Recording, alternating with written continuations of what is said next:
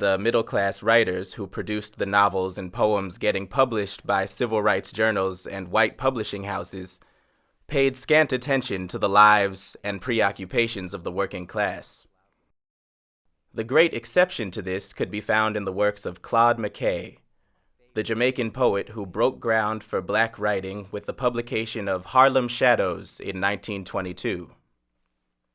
His 1928 novel, Home to Harlem, the first African-American book to become a bestseller, presented, some said titillated, its readers with cabarets and speakeasies, prostitutes and kept men, bootleg gin and cocaine. Congo Cabaret is a piece that I adapted from a novel written by Claude McKay, who was also a gay writer. And the novel is called Home to Harlem. So McKay's an interesting figure. He was born and raised in Jamaica. He came to the United States as a young man. People weren't advertising their sexuality back in the teens and the 20s, but he was pretty unapologetically interested in men.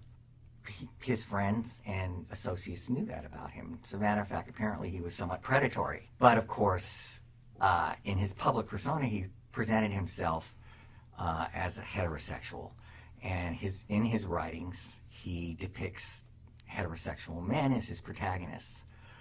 But because he was gay, he makes nods to the subculture that existed within Harlem.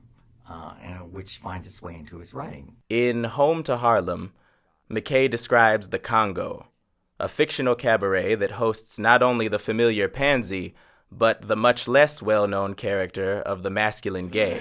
Well, at least I ain't no wolf. Well, I might be a wolf, but I ain't a lone one. I ain't got no need for woman, from high yellow to chocolate brown. Hey, the French say that cats all gray in the dark. They may look the same, but they sure don't feel the same. I think we should keep in mind when it comes to the use of slang, a part of creating a language, or a secret language even, is to be able to evade the law in order to maintain appearances.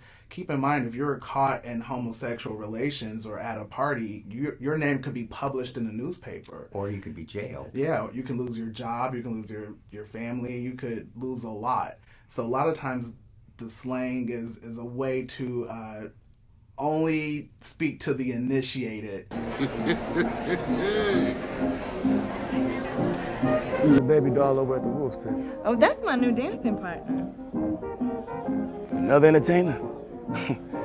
Congo's going along fast enough, huh? You bet. Pretty soon the old face be nosing and not, then we have to take a back seat. Who's the wolf? Billy. He's the owner of the club. Why they call him the wolf? Because he eats his own kind. What that mean? Because he eats his own kind!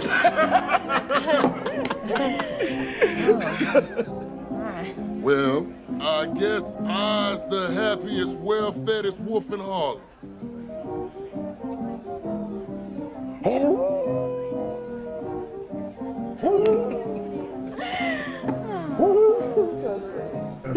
That's all right, baby. This project has pretty much introduced me to the influence of the LGBTQ community. When I thought about the Harlem Renaissance, I just didn't think about it. So I'm just like, of course these people had influence on culture and art and music and singing, like of course.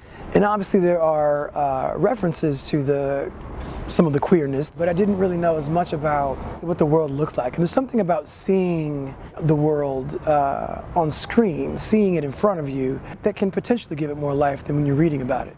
There always seems to be, even in the Harlem Renaissance, even in the black community, artistic side where we have, LGBT community kind of hidden in stories or in the background somewhere. They're just not really told, they're not expressed. And we had a few people that did that. And I love the fact that this is what this project is about. It's like expanding on that. As a gay man, I'm very proud to be at this project just because it represents us back in 1920s, which me personally, I knew there was gays, but I didn't know there was a club where the gay community can come and be free and express themselves freely.